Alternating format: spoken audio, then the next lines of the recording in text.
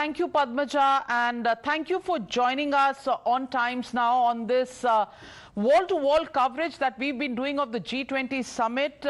Thank you, Mr. Hardeep Puri, Union Petroleum Minister, Urban Development Minister. And I want to ask you, you've been getting a ringside view of the G20 meetings at the Bharat Mandapam. You've been a diplomat, you're now a minister. Hardeep Puri, try and be a journalist for a bit and tell our viewers the body language and how the G20 leaders met with each other and the atmosphere inside that room. Was it charged or was it extremely euphoric? You know, I am quite happy with whatever you want to ask me, but don't use the past tense when you talk about a diplomat. You say you were a diplomat. I'm still a diplomat. I'm no longer a serving Foreign Service officer, but I served the Ministry of External Affairs for 39 years. I served 6 years in the international space. I was a think tanker, a Secretary General of a UN Commission on Independent Commission on Multilateralism, and I've been a minister for 6 years. So I can tell you, I have attended UN meetings, I have attended summit meetings, I have attended non-aligned meetings, I have attended G20 meetings. My answer to your question is, I've never seen anything like this, both in terms of electricity, positivism, etc. You know, somebody just asked me a question about the G20 admission, or rather invitation to the head of the African Union, the President of the African Union. And I said, please look at that photograph when the Honorable Prime Minister was receiving him along with other heads of state, government and organization. You know, that one photograph told the whole story. So a professional diplomat like me, I mean, a professional diplomat continues to be a diplomat. I was saying that this body language is unprecedented. I saw the language during the Global Biofuels Alliance between the presidents of Brazil, United States, India, Prime Minister of Singapore, Prime Minister of Italy, all the Argentina, etc. You know, it's a very different kind of thing. And that kind of positivism, that kind of positive electricity translates itself into the unanimous adoption of the New Delhi Declaration. Well, the New Delhi Declaration, where consensus have been achieved, there is absolute consensus on every single of the 83 paragraphs. Also, no footnotes that have come in. And this has happened in the absence of Xi Jinping, the Chinese president, as well as the Russian president, Mr. Putin. Do you think there were some worries before the G20 session got underway, but now this is being seen as a major breakthrough, that you have consensus from everybody? Navika ji, I want to bring in a nuance here. A head of state or a government may be missing. I mean, you may not have a president there, but you have his prime minister here. And that country is fully engaged, both in the preparatory work, in the drafting, etc. Equally, if a particular country is not representative head of state government, the foreign minister is there. And look at the standing of the foreign minister. I've worked with Sergei Lavrov over God knows how many years. I mean, you've got total professionals dealing with it. So I had no doubt. I can tell you, I personally never had any doubt that there would be any discordance or that thing, because the essence of good plurilateral or multilateral diplomacy lies in the fact that you discuss an issue threadbare, you take on board the other people's doubts, etc., and you draft in a way that is a win-win. And I think the New Delhi Declaration is a classic example of a win-win for all parties concerned. And I want to congratulate not only the Prime Minister, whose personal hands-on approach has assured this, but the entire team working with him. Well, let me ask you, in Bali in 2022, the resolution adopted at the UNGA had condemned the aggression by Russia against Ukraine, and Russia had been mentioned by name. Have we walked the tightrope by Russia's name not appearing and, a nuanced final Delhi declaration which comes that take care of India's relationships, the bilateral relationships that exist on the ground? Let me advise you, Navika, not to stray into an area where you will need a little more orientation. Just read paragraphs 9 and 14 very carefully, and I want to rest at that. And I think the Indian approach is beautifully captured in para 14 in one-liner. This is an era for peace, not war. So just look at it, look at all the previous paragraphs. I think what you're saying, you will find the answers there. Well, so let me mention to you para 13, which says all states must uphold principles of international law, including I am not getting into this. Navika, I am not getting into this. Well, you're a diplomat and a professional one at that. I am not getting into this for the simple reason this is an adopted declaration. It's an adopted declaration. Let's celebrate the fact that we've adopted the declaration. Well, let me ask you about the energy requirements of the world. And this is directly your area of expertise, Mr. Hardeep Puri. Let me ask you para 38. It talks about emphasizing importance of maintaining uninterrupted flows of energy from various sources, suppliers and routes. So, Mr. Puri, over the last 2 years, you've been having to walk a tightrope walk in getting our energy requirements from Russia as well. Does it make your task easier now with para 13 in this consensus declaration?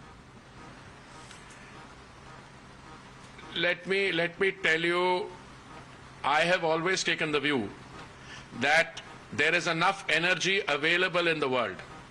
Okay, the producers choose at any given point of time in pursuance of their sovereign right how much of energy to put in. So some countries have voluntary cuts and I'm not going to go into it here. But we have in the last 2 years been able to ensure satisfactory addressing of the trilemma. Availability, there's been enough available energy. Affordability, yes, because the Honorable Prime Minister took steps on 2 occasions, November 21, May 22, to cut the excise duty. And on sustainability, and Global Biofuels Alliance brings into focus that sustainability part.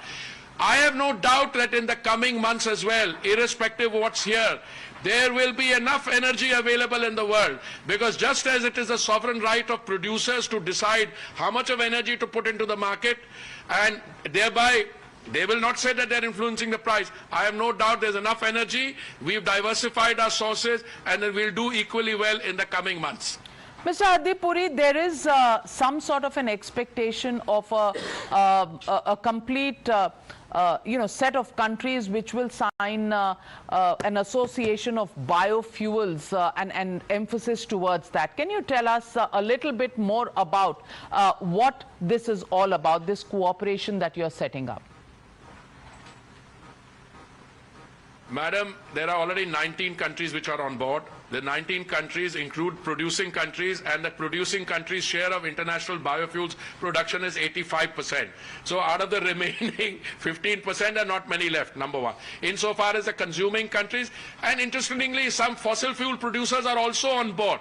So International Biofuels Alliance is the shape, the process of an idea whose time has come, and I can tell you it will be not only, it's not just the governments collaborating, it's the stakeholders, the cooperative societies producing biofuels like Unica in Brazil, the Grain Council in the United States, our own people, everybody will celebrate it. I'm not surprised it's trending at #1 just now. I'm also talking to you at a time when a short while ago, India, Saudi Arabia and the US talked about an integrated corridor between India and Europe. Is this an attempt to increase not just connectivity, but also stymie the geopolitical issues that exist in our regions, especially with the China corridor? And I welcome that, that decision. But in my uncharacteristic humility, I don't know enough about it. I think you should be talking to the minister concerned who will deal with this corridor, etc. You know, I'm, as a professional diplomat, trained to talk about everything. But I prefer to speak about things on which I have intimate personal knowledge. So I'm sure that by the time you do your next show, the concerned minister will amplify what will happen. But there's already connectivity between the United States, the Gulf and us. And that connectivity takes many forms. It's just that today this is about a physical infrastructure issue on which, as I said, I'm going to duck this question. Well, you know, what I like about you is that you're a plain speaking Punjabi, and when you don't want to answer something, you just very openly say that you're ducking the question. The one question that I will not allow you to duck is, you stopped at the point where you said that you continue to be a diplomat. But somehow your diplomacy after becoming a politician not quite working with the opposition in the country. The opposition says you've treated them rather unfairly by not inviting the leader of opposition. How would you respond to that? Navika, have a heart, have a heart. There's a picture of the empty chair of Khargeji on the ramparts of the Red Fort up there. He didn't come to an invitation to a national event of such importance. That chair was vacant. So what did you want? You wanted an invitation to go to somebody. By the way, all the Congress chief ministers have been invited to this event. I don't know whether they're coming or not. So don't bring in what I call a completely trivial issue after such a nice exchange that you and I are having. If the opposition wants to ensure that its name is enshrined in permanent irrelevance, that's the process that they're going through just now. Mr. Hardeep Puri, do you think the big takeaway from this G20 summit in Delhi and the Delhi Declaration is the complete democratization and humanization of the fruits of development? So far, it's been about economic power of countries at the high table. Now, has the Prime Minister, with the digital transformation and with bringing in the African Union, the voices of the global South, has he made this a more democratic, alliance rather than a wealth-based alliance of the developed countries of the world? Well, I can tell you with confidence, the short answer is yes, he has. He's made it a little more. He has introduced and succeeded in achieving a human-centered approach to development in the post-COVID order for the establishment of a new international order with all development, democratization and taking the benefits of the G20 right down to the grassroots level. This was a people's presidency, not only for here, but when you see the results of what is there in the New Delhi Declaration, that will percolate down to all the people who are at the receiving end of governmental action throughout the world. Well, on that note, any takeaways that you take from this G20 summit and, of course, the high-profile dinner yet to come? Any takeaways that you'd want to share with our viewers tonight? Well, all I can tell you is the atmospherics is excellent. I'm not just talking about the 220 events in 60 cities. I'm not talking about the grand cultural extravaganza, the hospitality people have received. But the content, the fact that you've got a unanimous declaration and that you've got solid takeaways in each of the 6 areas of priority for India, that you've got a global biofuels alliance. So we are on the moon now, we are all over the moon. Well said, Hardeep Puri, and there's a round of applause coming for you in the studio where I have Abhijit Iyer Mitra and Padmaja Joshi with me. A big round of applause for you, Mr. Hardeep Puri. Always give them my regards. I will. Give them my regards. They're both my friends, Abhijit and Padmaja both. Yeah, thank you. Thank you, absolutely. And it ends on a balle note. Thank you very much, Hardeep Puri, for joining me here on the on Times Now tonight. Slipping into a short break, much more coming up on the other side.